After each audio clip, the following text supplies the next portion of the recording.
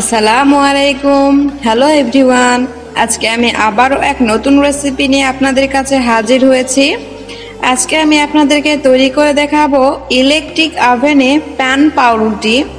হয়তোবা এই নামটা আপনাদের কাছে নতুন লাগছে, কিন্তু হ্যাঁ, এটা ইলেকট্রিক ওভেনে এবং প্যানে তৈরি করে দেখাবো।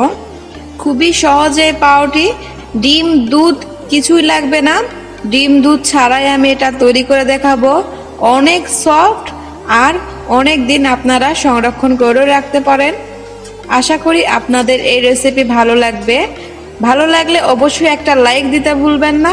তাহলে চলুন আমরা দেখে নেই চটপট রেসিপি।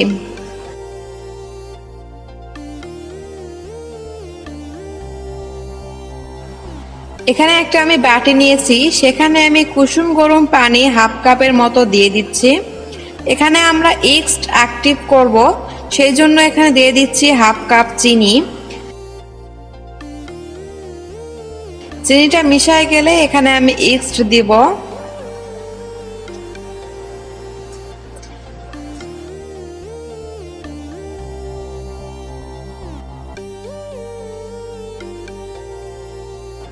এবার আমি এখানে দিয়ে দিচ্ছি এগস। এখানে আমি 2 চামচের মতো এগস নিয়েছি। ভালোভাবে আমি মিশিয়ে দিচ্ছি। দিয়ে আমি এটাকে 5 মিনিটের জন্য রেখে দিব রেস্টে, তাহলে আমাদের এগসটা অ্যাক্টিভ হয়ে যাবে। এই তো 5 মিনিট পর ফিরে আসলাম। দেখতেই পাচ্ছেন এগসটা ফুলে দ্বিগুণ হয়েছে। ভালো এগস না হলে আপনাদের কিন্তু পাউরুটি কিংবা যেটাই করতে চান না কেন ভালো হবে না। অবশ্যই এগসটা ভালো ব্র্যান্ডের নিতে হবে। এখানে আমি 3 কাপ ময়দা নিয়েছি, সেখানে আমি এগস দিয়ে দিচ্ছি। প্রথমে অল্প করে দিয়ে দেখতে হবে কতটুক লাগে, একবারে বেশি দিতে যাবেন না। আমার মনে হচ্ছে সবটাই লাগবে, সেই জন্য আমি সব দিয়ে দিলাম। দিয়ে এবার খুব ভালোভাবে হাত দিয়ে মথিয়ে মথিয়ে একটা ড্রো তৈরি করে নেব।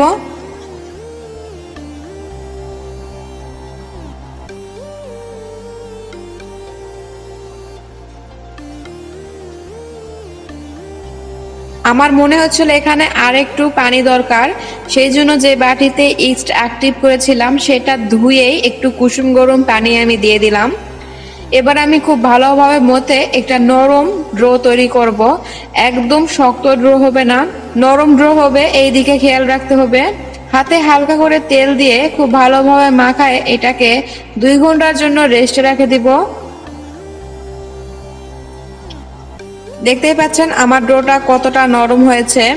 এবার আমি একটা প্লাস্টিক র্যাপিং পেপার দিয়ে ভালোভাবে ঢাকনা দিয়ে দিচ্ছি, যেন কোনো হাওয়া বাতাস ঢুকতে না পারে। এটাকে আমি 2 ঘন্টার জন্য রাখবো। আপনারা চাইলে হাতে যদি কম সময় থাকে 1 থেকে 1.5 ঘন্টাও রাখতে পারেন। তাহলে আমি ফিরে আসছি 2 ঘন্টা পর।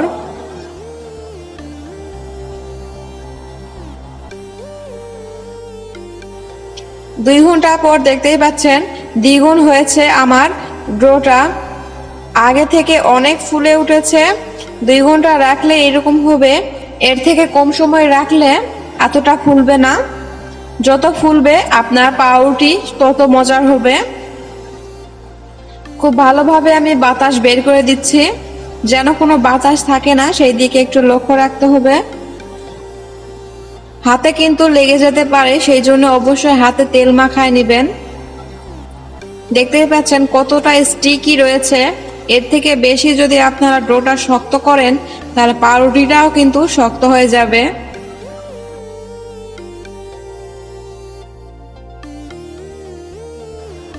এবার আমি এখানে নিয়ে নিচ্ছি ময়দা, নিয়ে আমি ডোটাকে খুব ভালোভাবে ময়দার সঙ্গে একটু মেখে নেব। আর অবশ্যই হাতে তেল কিংবা ময়দা লাগায় রাখবেন, তাহলে হাতে বারবার লেগে যাবে না।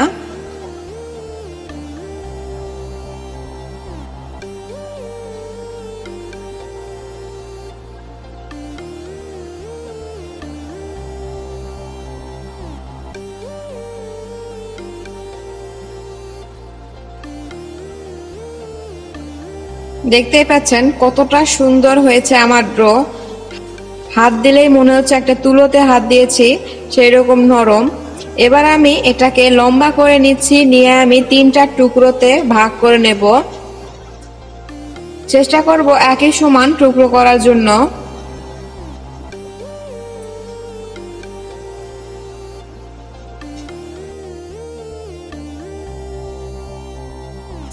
একটা আমি টুকরো নিচ্ছি আর দুইটা আমি এক সাইডে রেখে দিচ্ছি। এবার আমি ময়দা দিয়ে এই একটা টুকরোকে শেপ দিয়ে দিব পাউরুটির।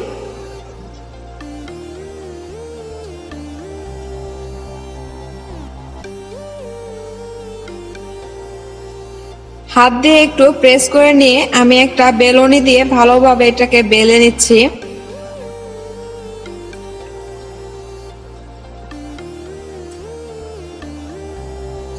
এটা বলে বোঝানো যাবে না, আশা করি আপনারা ভিডিওতে দেখে বুঝতে পারছেন।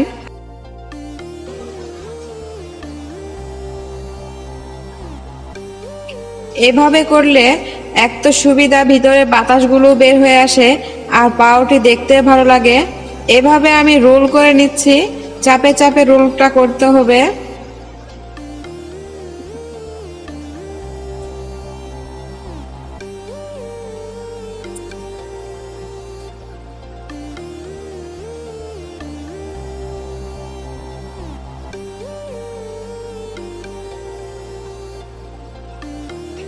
এই তো খুব সুন্দর একটা শেপ নিয়ে এসেছে, একটু হাত দিয়ে প্রেস করে দিচ্ছি।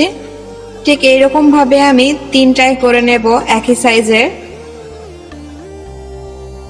এখানে আমি বেকিং ট্রে নিয়েছি, সেখানে আমি লেখালেখির কাগজ তেল দিয়ে ব্রাশ করে নিয়েছি, এখানে আমি দিয়ে দিচ্ছি।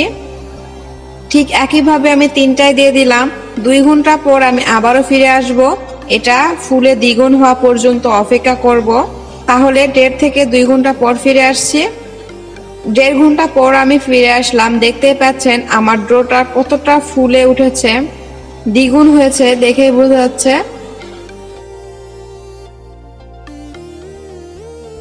এখানে একটা আমি মিয়াকো কোম্পানির ইলেকট্রিক ওভেন নিয়েছি। আমি 5 মিনিটের জন্য এটাকে ফ্রি হিট করেছিলাম। সেখানে আমি পাউরুটির ট্রেটা দিয়ে দিচ্ছি। ইলেকট্রিক ওভেনের যে মাঝখানের অংশ থাকে সেখানে আমি দিচ্ছি।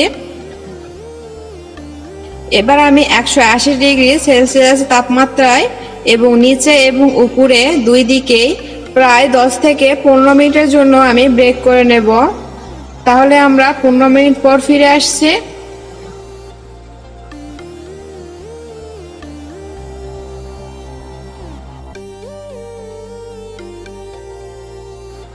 দেখতে পাচ্ছেন 15 মিনিট পর কালারটা খুব সুন্দর হয়েছে আর আমার পাউরুটিটাও খুব ভালোভাবে কুক হয়েছে। এবার আমি এটাকে নামায় নিব। আপনাদের যদি মনে হয় যে আর একটু লাগবে তাহলে আরো 5 মিনিট টাইম আপনারা বেড়ে দিতে পারেন। এই তো আমার খুব সুন্দর কালার হয়েছে পাউরুটিতে।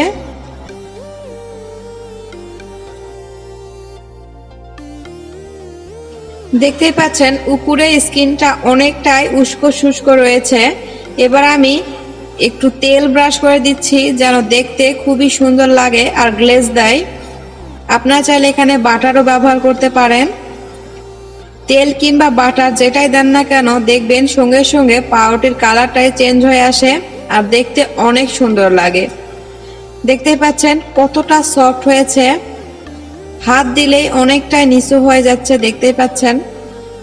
আশা করি আপনাদের এই রেসিপি ভালো লাগবে। আমি এখানে কোনো পাউরুটির মোল্ড কিংবা অন্য কিছুতে পাউরুটি তৈরি করে দেখালাম না, সোজাসুজি বেকিং ট্রেতেই দেখালাম। আপনাদের বাসায় যদি পাউরুটির মোল্ড না থাকে তাহলে অনায়াসে ট্রেতেও আপনারা পাউরুটি করে নিতে পারেন। এবার আমি যে কাগজ দিয়েছিলাম সেটা উঠায় নিচ্ছি। এবার আমি আপনাদেরকে একটু ভেঙে দেখাচ্ছি।